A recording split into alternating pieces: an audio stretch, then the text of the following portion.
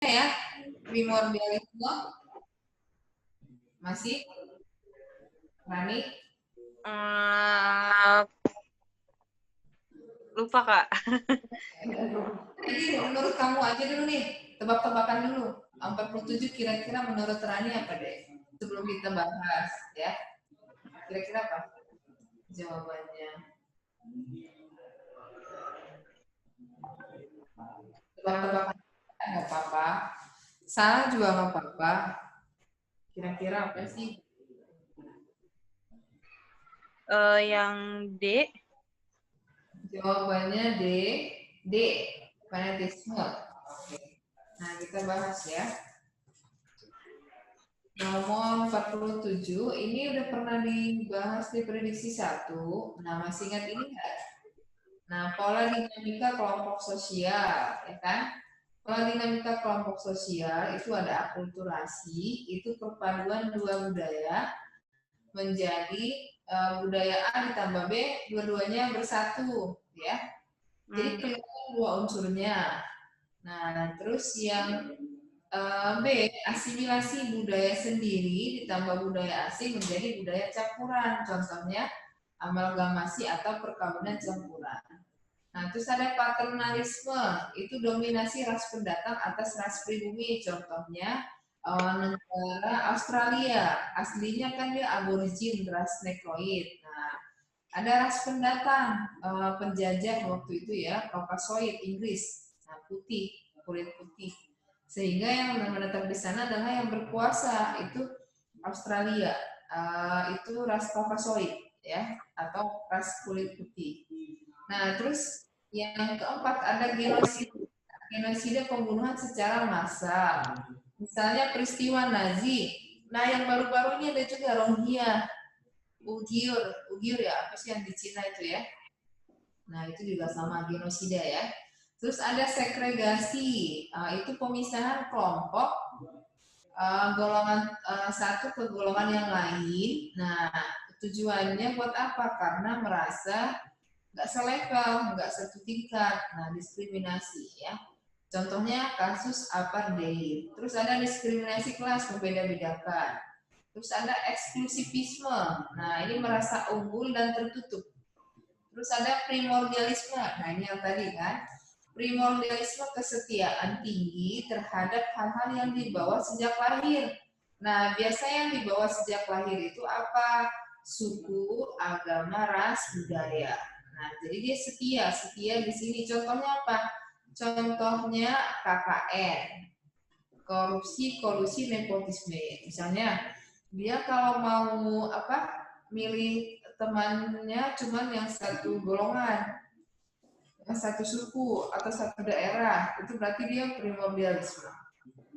Tapi dia nggak membandingkan, hanya mau bertemannya segitu aja. Gitu. Nah, kalau jelek-jelekan, nanti jatuhnya etnosentrisme, membanding-bandingkan kedua budaya, menganggap budayanya lebih unggul dibandingkan budaya orang lain. Kebalikannya, xenocentrisme. Nah, xenocentrisme itu dia menganggap budayanya sendiri itu kurang bagus, jadi menganggap budaya orang lain lebih bagus. Contohnya yang zaman sekarang, orang lebih senang nonton film, bukan lebih senang kalau nonton siapa pak, tapi orang lebih senang beli barang-barang luar negeri daripada barang lokal. Nah, itu berarti penganut xenocentrisme.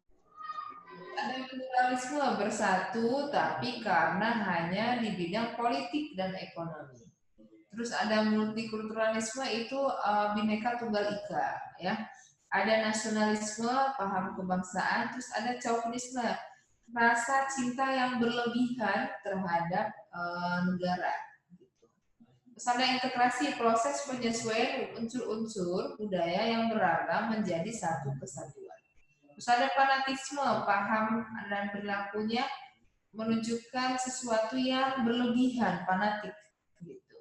Nah, kalau kita lihat di sini, faktor penyebab primordialisme, ya kan, di sini faktor penyebab primordialisme adalah, nah berarti yang kesetiaan terhadap hal-hal yang dibawa sejak lahir. Nah, jawabannya yang Kalau fanatisme ini terlalu berlebihan terhadap sesuatu fanatik, gitu, ya.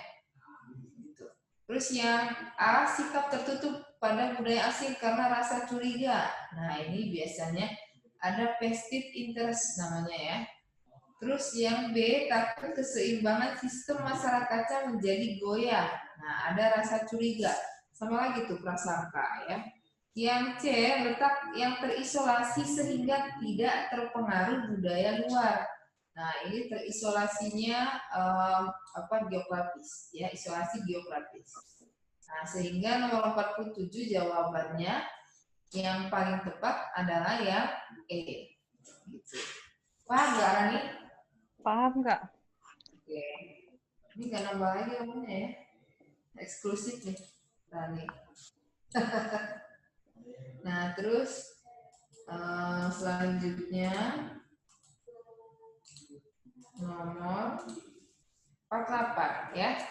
Dalam Pranata Pendidikan, sekolah berfungsi melimpahkan tugas dan wewenang dalam mendidik anak yang semula dari ruang lingkup keluarga ke ruang lingkup sekolah.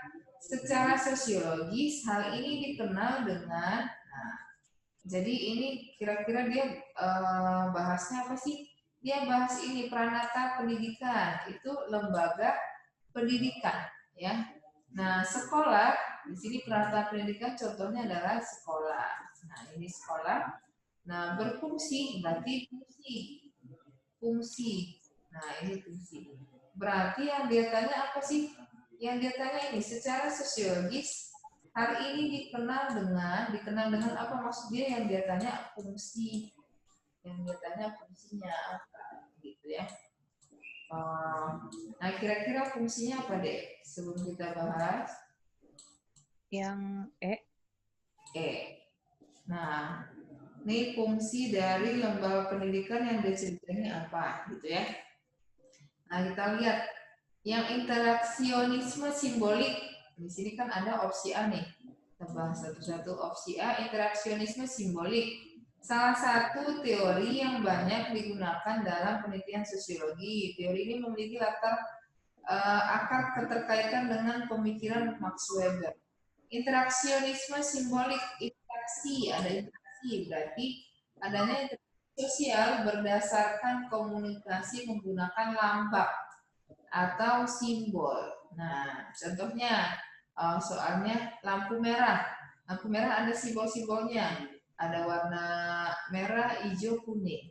Nah, dia itu ada interaksi simbolik. Atau waktu itu ada juga contohnya lagi naik kereta. Nah, ada simbol dilarang makan. Itu berarti interaksionisme simbolik. Jadi kalau di sosiologi itu ada perspektif. Nah, dalam ilmu sosiologi ada interaksionisme simbolik, ada konflik, ada satu lagi struktural fungsional gitu. Nah, ini yang interaksionisme simbolik. Jadi interaksi sosial berdasarkan komunikasi dengan menggunakan simbol gitu ya. Itu interaksionisme simbolik. Terus yang kedua, fungsionalisme konflik. Nah, fungsionalisme konflik adalah paham fungsi-fungsi terjadinya konflik dalam masyarakat. Terus misalnya mengurangi ketergantungan individu atau memperjelas aspek-aspek kehidupan. Atau bisa juga munculnya nilai dan norma baru. Nah, itu fungsionalisme konflik, fungsinya, manfaatnya, dampaknya gitu. Terus yang ketiga adalah lembaga sosial. Lembaga sosial seperangkat peraturan yang berisi nilai dan norma sosial yang dibentuk tujuannya untuk memenuhi kebutuhan masyarakat. Gitu. Nah, contohnya lembaga ekonomi, agama, pendidikan, hukum, politik, gitu ya. Nah, fungsinya buat apa sih lembaga itu? Ada 4 fungsinya. Pertama, fungsi manifest, itu fungsi utama disadari dan ada. Contohnya, mau sekolah itu buat apa sih? Biar tambah pinter. Itu fungsi manifest, fungsi utama sekolah. Kemudian ada fungsi laten, fungsi terselubung atau bukan tujuan utama ya. Nah, bukan tujuan utama. Oh, oke, ya Kak, silakan. Nah, terus jadi dia fungsi manifest, fungsi nyata atau utama atau disadari. Utama pokoknya kamu bersekolah itu Rani buat apa? Biar tambah pinter, biar nanti ijazahnya bagus, dapat gajinya gede. Gitu. Nah itu manifest.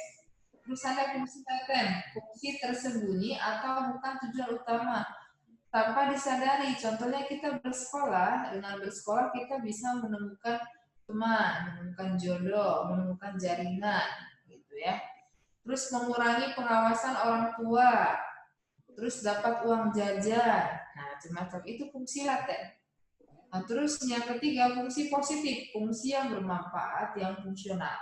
Terus ada fungsi negatif yang merugikan atau disfungsional.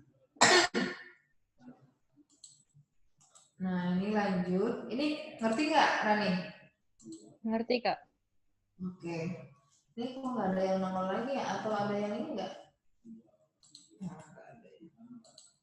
Nah, ini lanjut.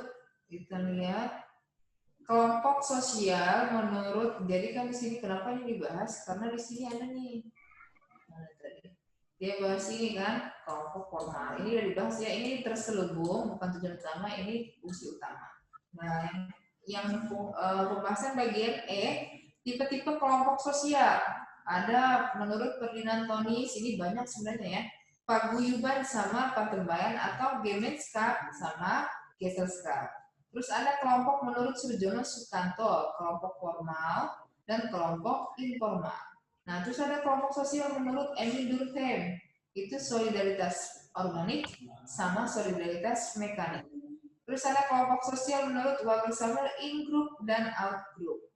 In group tuh satu grup sendiri, out group tuh di luar. Terus kelompok yang selanjutnya menurut Charles Horton Pillay, kelompok primer dan sekunder. Kalau primer itu yang orang yang paling dekat, ya. Terus kalau sekunder di luar dari yang primer, misalnya kelompok besar, ya. Kalau primer jumlahnya kecil, akrab, intim, berlangsung lama. Orientasi hubungannya sosial. Kalau sekunder orientasi hubungannya karena ada kepentingan.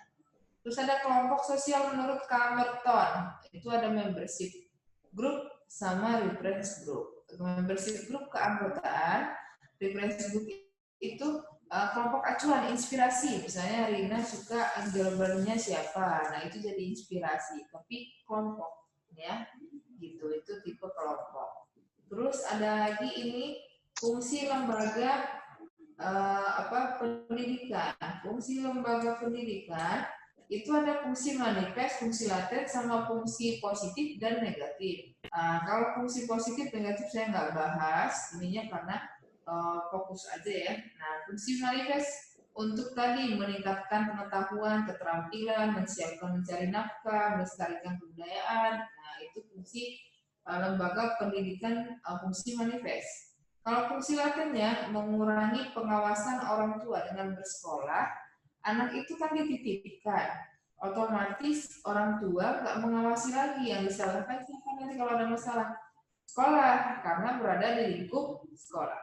Terus mencari teman hidup, sarana pembangkangan. Nah, ada yang di sekolah itu anak baik-baik, di rumah pada saat sekolah berantem. Nah, itu sarana pembangkangan. Terus ada mempertahankan sistem kelas sosial. Jadi dengan bersekolah otomatis kelasnya lebih bagus ya dibandingkan yang tidak. Terus memperpanjang masa muda. Nah, orang bersekolah itu merasa muda terus gitu ya. Nah, sehingga kita lihat nih soalnya ya. Ini soalnya kan ini.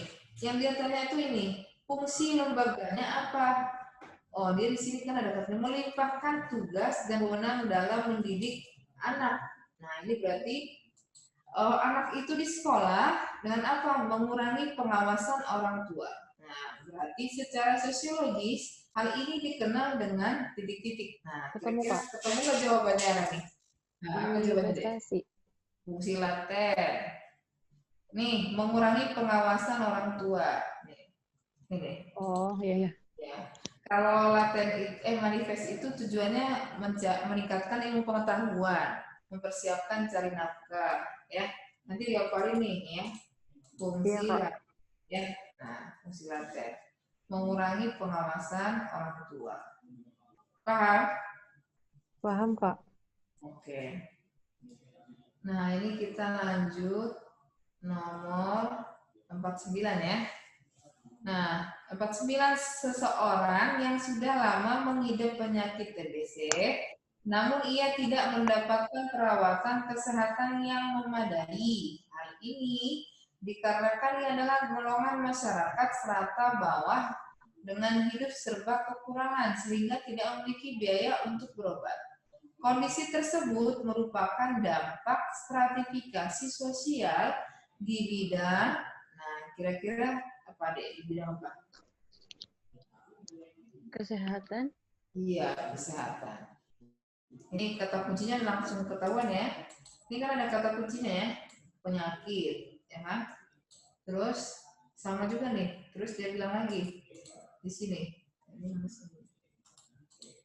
Nah ini perawatan di bidang kesehatan. Berarti ini dampak stratifikasinya bidang kesehatan ya. Nah di sini. Ini kenapa? Karena dasar pembentuk stratifikasinya ada terkait sama kesehatan. Nah, ini masuk ke sini. Ya, bisa ya? Nah, ini udah bisa Rani. Nah, ini dampak-dampaknya struktur sosialnya kan dia dua, ada vertikal sama horizontal. Nah, ini karena di bidang vertikal, ya, stratifikasi berarti di bidang kesehatan. Gitu. Paham kan? Paham, Kak. Nah, singkat ya. Nah, terus ini kita lanjut ke 50. Setiap pagi sebelum masuk sekolah, peserta didik TK Aglido melakukan upacara pagi dan diikuti dengan mencium tangan gurunya sebelum masuk kelas. Budaya mencium tangan guru menjadi sebuah nilai yang dilakukan setiap hari bagi peserta didik untuk menanamkan akhlak mulia sebagai visi sekolah mereka. Namun, tidak hanya mencium tangan guru di sekolah, budaya ini terbawa sampai di lingkungan masyarakat dan keluarga apabila peserta didik bertemu dengan orang yang lebih tua. Proses pewarisan kebudayaan ini menjadi penting agar nilai kearifan lokal tidak hilang. Secara sosiologis, hal ini dikenal dengan, nah kira-kira jawabannya deh. Menurut Rani apa? Kasih waktu pikir nih ya. Kira-kira jawabannya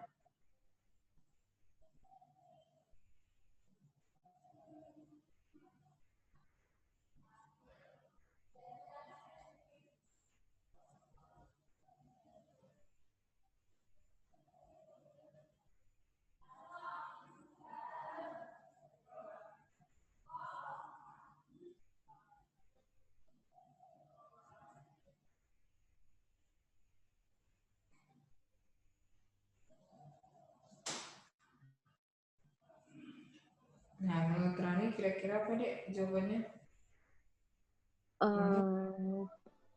Antara A, B, atau B, C, Kak. Nah, ini kita bahas ininya ya. Jadi, dari mana dulu ya? Nah, dari sini dulu harusnya deh. Ini aku balikin deh, biar nggak bingung.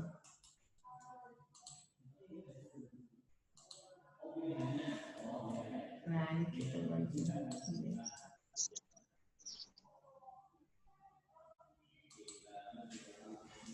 Nah, jadi gini, internalisasi itu proses penanaman nilai norma sosial atau sosialisasinya secara mendalam. Jadi dia harusnya dari situ deh, biar nggak bingung ya. Jadi dia prosesnya itu gini. Biar Rani nggak bingung. Nah, aku tukar deh. Ini sesuai soalnya aku jawabnya nih. Kulturasi. Jadi dia proses ini dulu.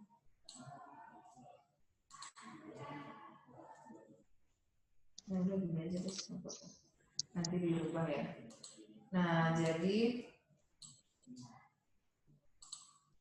jadi masuk proses pembudayaan atau masuknya budaya itu melalui proses diskusi, Proses difusi itu apa sih? Proses penyebaran budaya dari orang lain atau kelompok lain ke dalam suatu wilayah. Nah, melalui apa prosesnya? Ada akulturasi. Akulturasi budaya sendiri ditambah budaya asing. Tadi kan menjadi perpaduan. Terus ada budaya A ditambah B sama dengan budaya C. Terus ada sosialisasi. Sosialisasi, terus ada internalisasi, terus pembudayaan. Ini prosesnya. Ini jadi prosesnya gitu ya. Nah, gini. Jadi nanti tahapannya ini. Nanti ujungnya ini bisa jadi doktrin. Ujungnya setelah internalisasi doktrin. Gitu. Nah, terus jenis difusi itu ada difusi intra itu di dalam. Jadi dia mengintersi Nah, selamat datang paras ya. Nah, ini jenis difusi itu ada dua, ada difusi intra. Intra itu berarti di dalam. Jadi proses penyebarannya hanya misalnya di Depok aja. Terus ada difusi antar kelompok. Proses penyebaran budayanya antar satu kelompok dengan kelompok lain. Jadi beda. Kemudian ini ada definisinya saya tulisin dulu. Jadi ada internalisasi, itu proses penanaman nilai dan norma sosial atau sosialisasi secara mendalam. Sebenarnya awalnya dari sini nih, deh. Awalnya dari ini dulu. Sosialisasi. Nah, setelah sosialisasi biasanya ada akulturasi, asimilasi, baru nanti internalisasi, baru ini terakhir, enkulturasi. Jadi awalnya sosialisasi proses penyuluhan atau penyampaian nilai dan norma sosial di masyarakat sepanjang hidupnya agar mencegah terjadinya penyimpangan. Jadi sosialisasi itu seumur hidup ya, nggak bisa berhenti. Misalnya sosialisasi ya udah selesai, nggak bisa, seumur hidup. Terus akulturasi perpaduan dua budaya tanpa menghilangkan kedua unsur budaya aslinya. Asimilasi penggabungan dua budaya menghasilkan budaya campuran. Nah, terus habis sosialisasi ke sini tadi ke internalisasi. Nah, ini ya. Internalisasi proses penanaman nilai dan norma sosial atau sosialisasinya secara mendalam. Terus enkulturasi, kita kan dikasih tahu dari kecil. Ini nanti kalau ada orang yang lebih tua dihormati. Nah, itu sosialisasi. Terus setelah disosialisasikan berarti ditanam. Jangan lupa ya, kalau ada orang yang lebih tua itu harus dihormati, dihargai, disalam. Gitu. Nah, itu internalisasi, ditanam. Sering dilakukan sosialisasinya, sering. Terus setelah dia sering, nah ternyata itu kebiasaannya nggak berlangsung di keluarganya aja, keluar pun dia begitu ke orang lain yang lebih tua. Terus di sekolah juga begitu, di masyarakat juga begitu. Jadi sudah membudaya, sudah jadi kebiasaan. Nah, itu namanya enkulturasi. Proses internalisasi budaya atau kebudayaan dari satu generasi ke generasi lain atau pewarisan budaya. Jadi dia benar-benar dibudayakan, ya, namanya enkulturasi. Sehingga kita lihat ini nomor 50, kan dilihat di sini ya. Nah, di sini kan yang pertama. Setiap pagi sebelum masuk sekolah, peserta didik TK Arido melakukan upacara pagi diikuti mencium tangan. Nah, diikuti dengan mencium tangan. Nah, ini pertama. Mencium tangan gurunya. Nah, ini sebelum masuk kelas. Nah, di sini sebelum masuk kelas berarti dia di sini berarti sudah disosialisasikan, ya kan? Budaya mencium tangan guru menjadi sebuah nilai yang dilakukan setiap hari, berarti internalisasi. Namun, nah udah sampai situ kan internalisasi tuh. Namun tidak hanya mencium tangan guru di sekolah, budaya ini terbawa sampai di lingkungan masyarakat. Nah, berarti kalau sampai di lingkungan masyarakat itu berarti dia ini sudah menjadi budaya, ya, melakukan pembudayaan, gitu ya.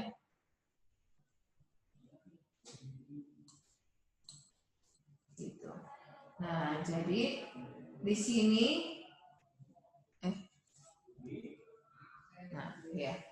Nah, jadi di sini dia proses pewarisan budaya ini menjadi penting agar nilai kearifan lokalnya tidak hilang. Berarti dari satu generasi ke generasi berikutnya dia diwariskan. Berarti namanya apa?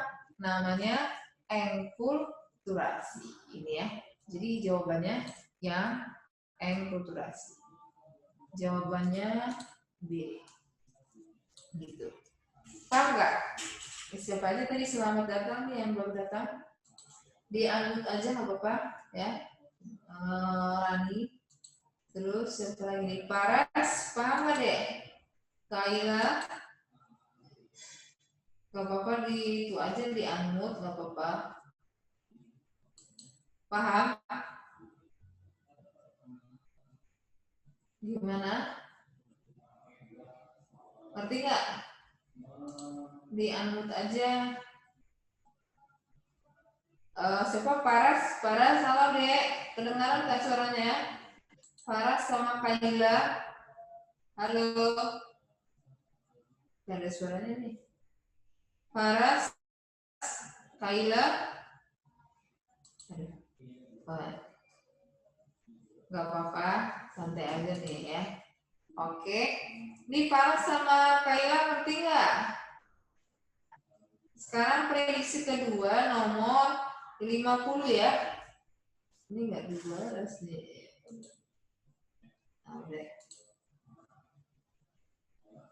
Halo Paras, Kaila. Suaranya kedengaran nggak? Halo Paras, Kaila. Suaranya kedengaran nggak? Enggak ada ininya. Ya udah lanjut aja deh. Oh, oke. Sekarang sudah kedengaran nggak? Kaila di-unmute juga nggak apa-apa.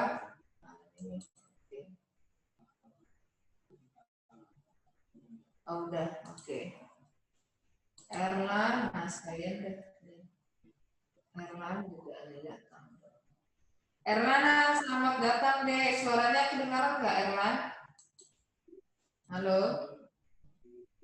Erlan? Kedengaran kan? Oke. Lewat chat aja ya Erlan. Paras dari tadi belum dijawab nih. Kedengaran nggak Paras, Pak Levi? Nggak ada. Hujan gede di sini hujan gede soalnya. Oke, kita lanjut ya. Sekarang prediksi kedua nomor 51. Nanti kalau yang ketinggalan, nanti kalau ada kesempatan kita ulang lagi ya.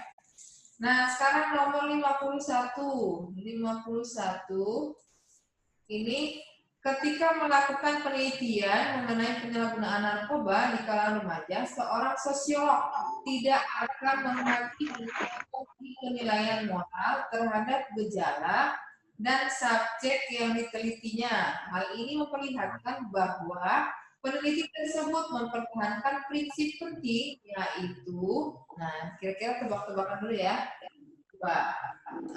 apa?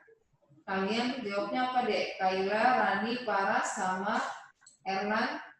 Nah, kira-kira bisa nggak? Nomor 51, coba deh. Sambil minum-minum boleh ya. Di sini lagi hujan gede.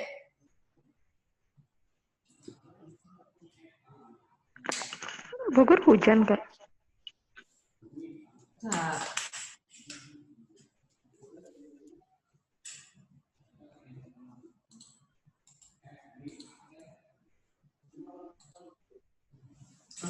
Kaila B, oke.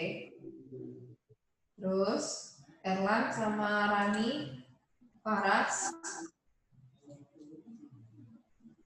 Kira-kira jawabannya.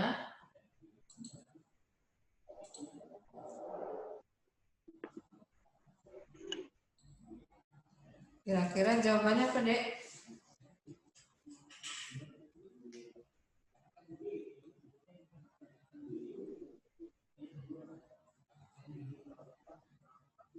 Ada yang mau coba lagi nggak? Paras, Rani, Erlan? Nomor 51 prediksi 2. Rani antara A atau B. Oke, B. Enggak apa-apa. Erlan? Erlan A. Oke. Terus lagi Paras dari tadi nih. Paras ada? Enggak ada. Oke, kita bahas ya. Yang dia tanya ini apa sih, prinsip atau unsur-unsur ya. Nah, ini yang dia bahas. Nah, kita lihat ciri-ciri ilmu sosiologi. Itu kan ciri-ciri ilmu sosiologi ada ukur teoritis, empiris, kumulatif, sama non-etis. Teoritis menyusun hasil abstraksi berdasarkan pengamatan mendalam menjadi sebuah teori teoritis. Berdasarkan fakta dan tidak spekulatif dan logis ya, jadi faktual. Terus ada fungsi pembaharuan teori-teori atau penyempurnaan teori-teori lama yang logis. Jadi misalnya ada sosiologi klasik, nah ada pembaharuannya sosiologi modern. Non etis tidak memandang baik atau buruknya suatu perkara, sehingga konsep non etis ini menunjukkan bebas nilai terhadap suatu hal. Jadi dia nggak boleh menghakimi. Nah gitu ya. Misalnya jadi kalian sebelum misalnya ada terjadi pembunuhan. Nah terjadi pembunuhan itu nggak boleh langsung dijudge dia pembunuh, nggak bisa. Siapa tahu sebenarnya awalnya dia jadi korban, terus dia berusaha untuk membela diri sehingga dia jadi pembunuh. Nah jadi harus dipandangnya lihat dulu penyebabnya, bukan menjas, tapi penyebab. Kenapa? Kenapa terjadi seperti itu? Itu non etis ya. Nah, terus ada yang di sini tahap perkembangan masyarakat menurut Auguste Comte. Menurut Auguste Comte itu teologi itu semua. Jadi manusia itu percaya kalau semua di bumi ini dari Tuhan. Tapi kepercayaannya belum masuk akal. Contohnya dinamisme, animisme. Terus ada lagi yang kedua metafisik, yaitu perkembangan masyarakat kepercayaan berdasarkan akal budi. Ini sudah masuk akal. Terus yang ketiga ilmu positif atau positivistik atau positivisme. Nah itu karena perkembangan di mana masyarakat itu berdasarkan hubungan sebab akibat, sifatnya empiris dan merujuk kepada kehidupan sehari-hari. Nah ya, gitu ya. Sehingga kita lihat nih. Di sini ada kata kuncinya. Udah ketemu belum jawabannya, Dek? Jawabannya kira-kira apa? Ketika melakukan penelitian penyalahgunaan narkoba di kalangan remaja, seorang sosiolog, berarti dari psikologi, tidak akan menghakimi atau memberi penelitiannya. Berarti ciri-ciri atau prinsip yang penting dari hal ini adalah, oke, jawabannya? Jawabannya ada apa? Kira jawabannya apa, Dek? Iya, yang C ya. Paham ya? Oke, Rani sama Kayla udah bisa ya. Jadi jawabannya yang bebas nilai atau non etis. Ya, jawabannya C. C ya semuanya. Oke. Nah ini terus 52. Salah satu bentuk interaksi sosial adalah proses sosial disosiatif, yakni kontravensi yang dicirikan dengan, nah kira-kira tebak-tebakan, coba jawabannya apa, Dek? Jawabannya adalah, coba, kira-kira 52 jawabannya.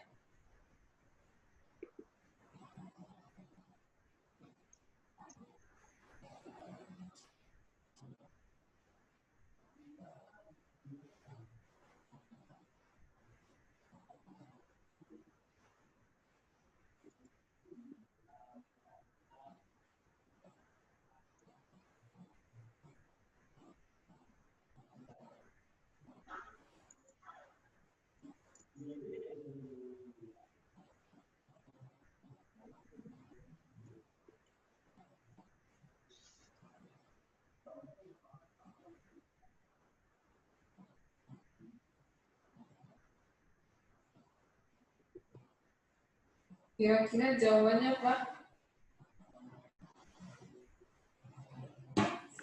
Ini Kak udah ada yang jawab.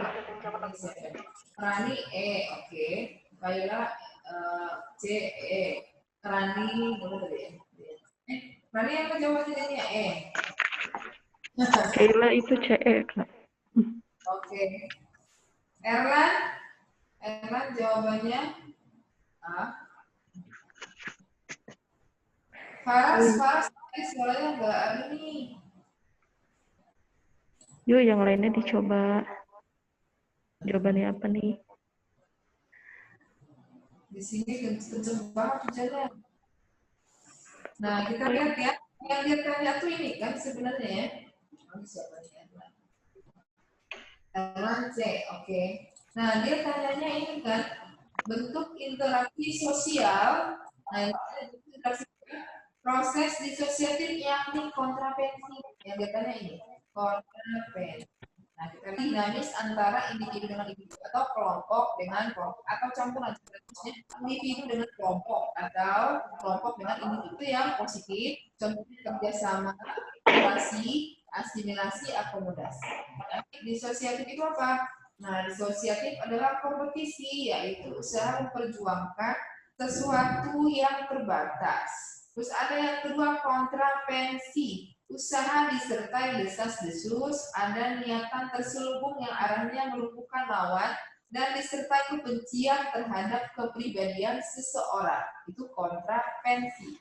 Terus ada konflik, pertentangan atau usaha yang disertai dengan ancaman dengan maksud untuk melumpuhkan lawan dan membuatnya tidak berdaya. Nah, dari sini jawabannya udah ketemu belum? Kira-kira jawabannya apa, Dek? Masya Allah, kenceng banget hujannya. Nah, kira-kira yang mana jawabannya? Tadi si itu benar tuh ya. Erlan, jawabannya C ya. Jawabannya C. Kalau yang A, proses menentang pihak lain disertai dengan ancaman atau kekerasan, ini konflik. Ini konflik ya.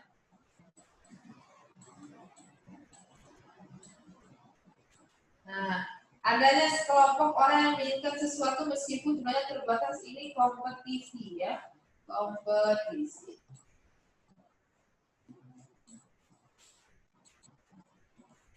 Nah, terus ada lagi yang D. Serem banget sih aja. Udah kayak angin puting beliung. Proses yang D, proses sosial untuk memperoleh kemenangan secara kompetitif tanpa menimbulkan kekerasan sama kompetisi ya. E, adanya keterbukaan seseorang atas ketidaksukaan terhadap orang lain, ini konflik. Sehingga yang kontravensi adalah adanya sikap kebencian terhadap kepribadian seseorang. Ngerti nggak? Jadi 52, oh yang E itu tadi kompetisi, adanya keterbukaan ketidaksukaan terhadap konflik. E itu konflik. Bisa? Yang D kompetisi ya. Paham semuanya? Nomor 52?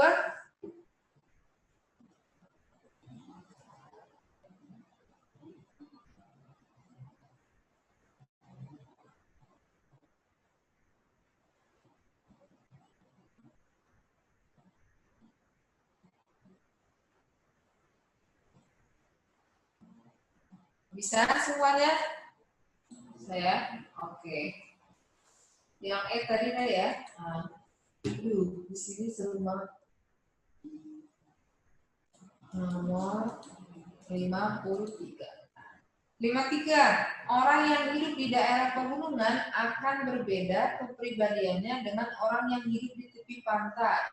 Sebab kebudayaan berperan dalam membentuk kepribadian seseorang dan masyarakatnya, di mana setiap kebudayaan akan menyediakan seperangkat norma dan nilai yang berbeda dari satu masyarakat dengan masyarakat lainnya.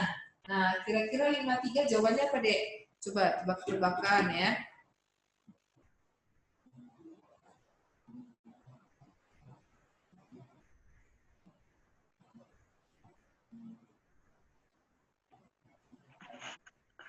Ini Kak udah ada yang jawab Kak. Nah, boleh. Ya, Kaila, B. Kak. Oke. Kaila B. Rani, Coba yang lainnya apa nih? Rani, Erla. Faras kemana nih, Faras? Tadi ada nih, Faras. Rani A. Oke. Terus? Erlan apa Erlan?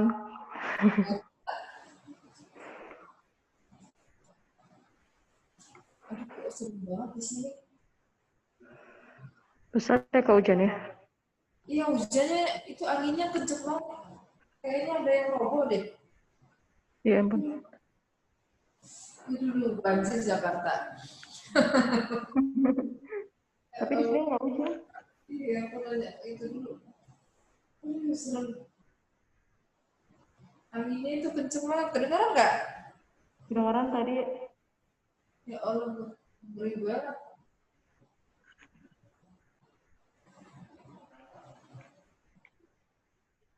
Ih, kenceng banget, Masya Allah.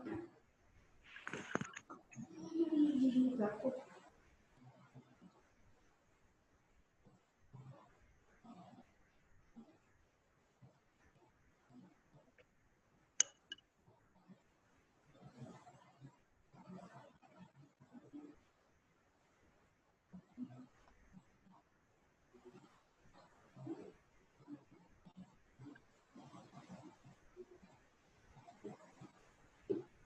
Aduh, kamu. Ya, Erlan gimana jawabannya, Dek? Erlan masih di sana nggak? Paras, Paras tadi ada nih. Paras. Ini kemana ya Faras? Belum. Di sini banget di sini. Udah kita bahas ya. Nah, faktor-faktor yang mempengaruhi kepribadian seseorang itu ada 6 faktor sampai saat ini yang ditemukan. Pertama, faktor biologis. Faktor biologis membentuk kepribadian diperoleh dari gen keturunannya.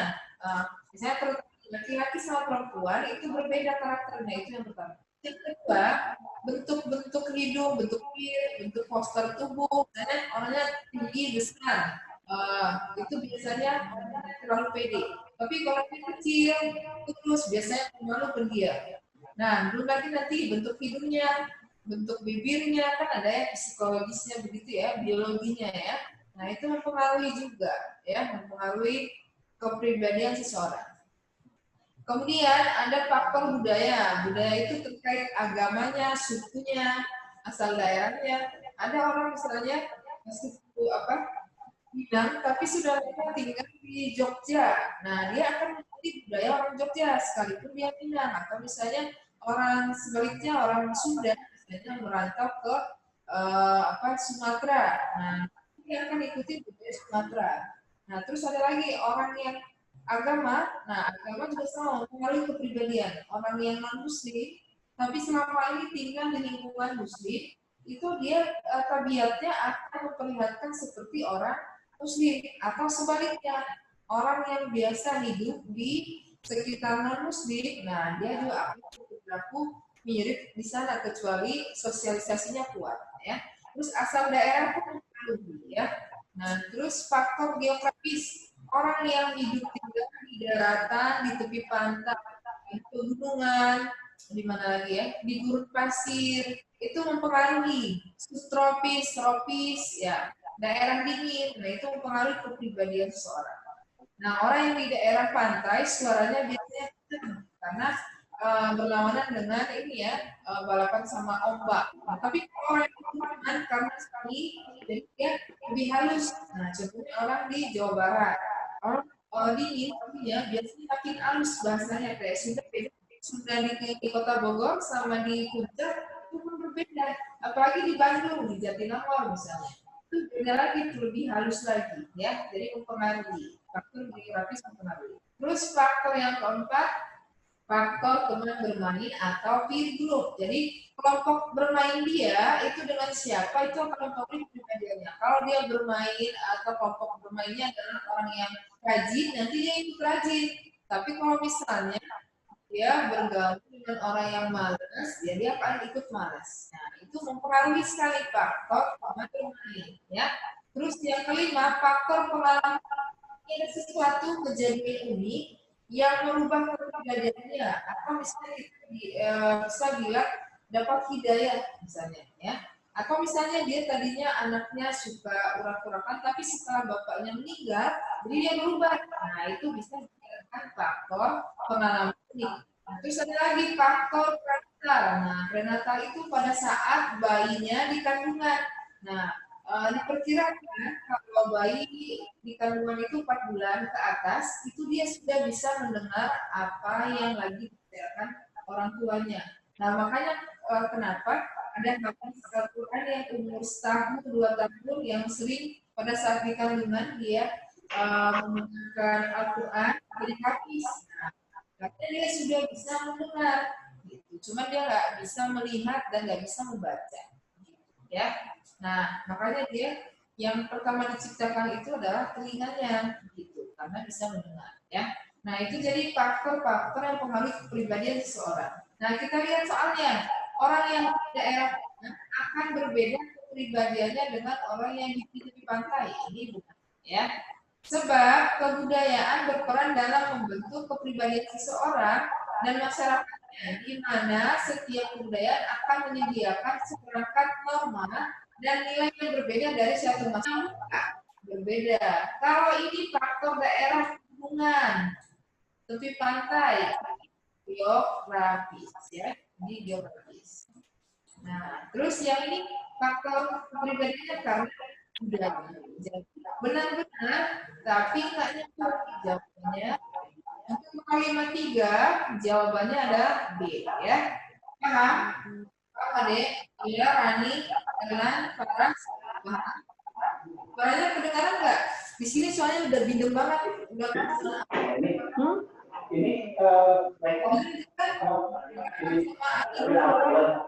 sama angin. Tapi nanti Erlan gimana sih? Erlan tadi benar Erlan tuh ya. Kaila juga, Kaila benar ya. Oke. Nah, kita lanjut ya. Nomor 54.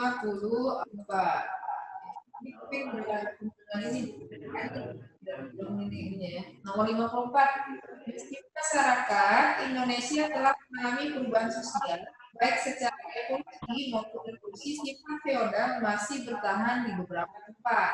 Sebab ciri dari sifat feodal yang terlekat di masyarakat Indonesia adalah kelompok masyarakat fantasi pada gelar, kehormatan, kompetensi. Benar benar atau salah? Nah, nomor 54 berarti jawabannya apa? Dulu ya. 54 jawabannya adalah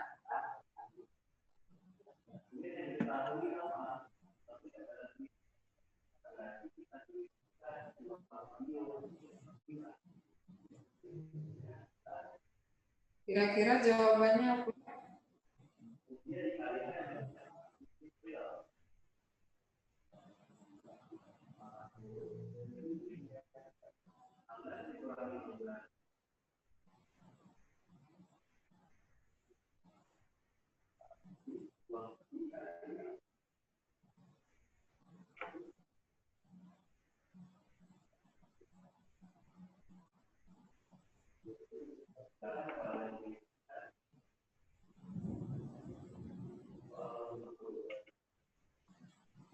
Nah, ada yang bisa? Siapa? Boleh jawab. Kaila D. Oke. Terus Rani. Tadi soal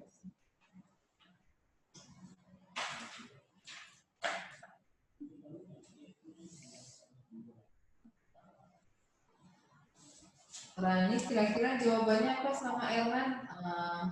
Erlan masih ada nggak? Sepi.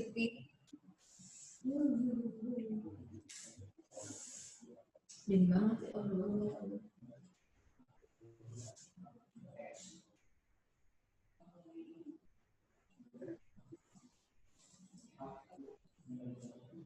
Salah benar. Nah, salah benar, D. Iya benar. Benar nggak tahu. Oke, kita bahas ya. Lihat nih teorinya ya. Feodalisme. Feodalisme adalah paham mengenai masyarakat berdasarkan sistem tuan tanah.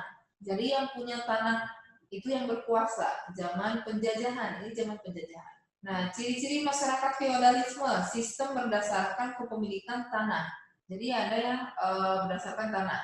Terus pembagian warisan berdasarkan lapisan sistem sosial atau kelas sosial. Misalnya yang punya tanah lapisan atas itu bangsawan akan mendapatkan lahannya paling luas.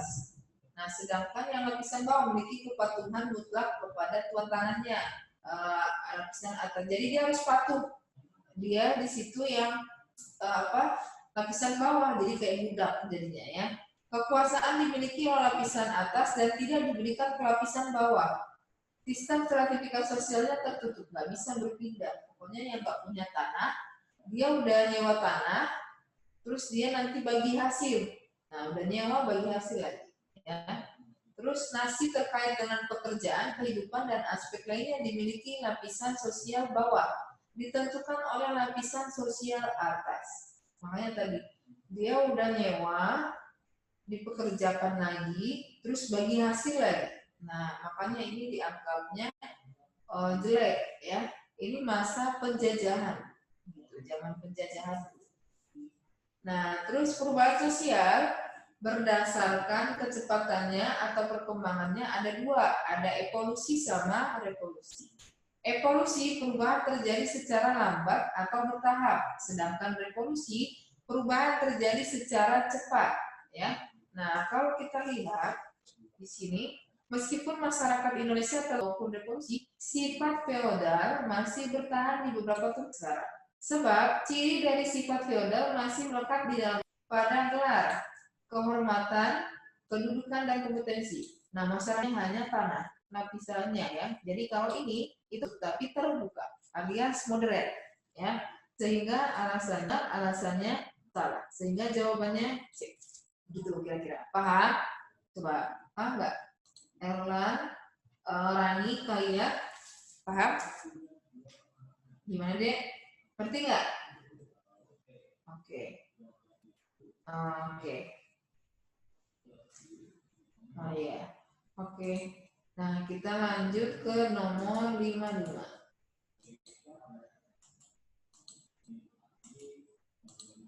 Nomor 55, stratifikasi sosial merupakan perwujudan pembagian sosial masyarakat ke dalam kelompok-kelompok atau golongan secara vertikal, sehingga tidak memunculkan tingkatan secara hierarkis.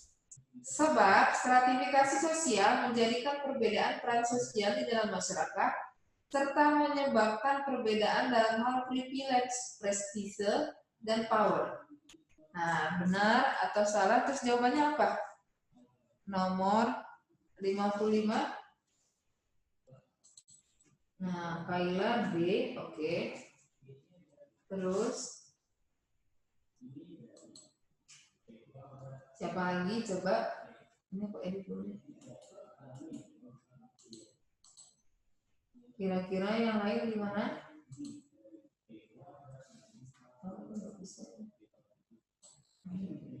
Oh, ini pantasan. Kira-kira apa, Dek? Jawabannya?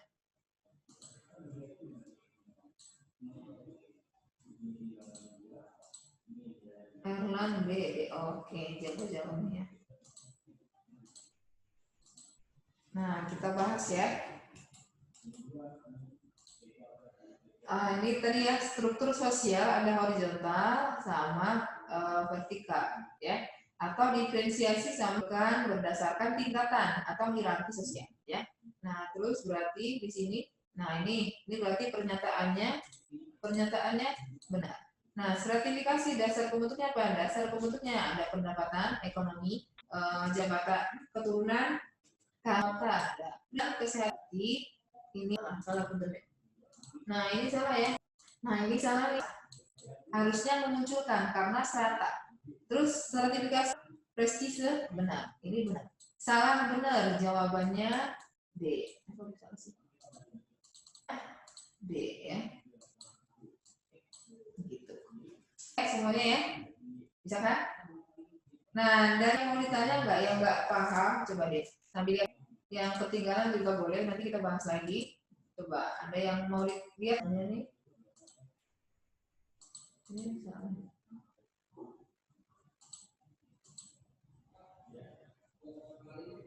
Kaila, Rani.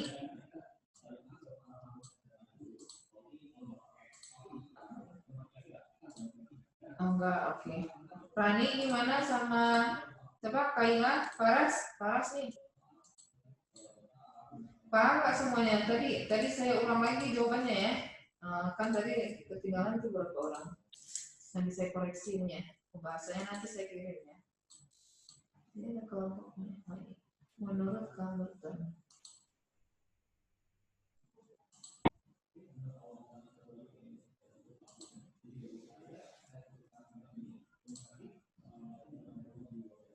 Oke.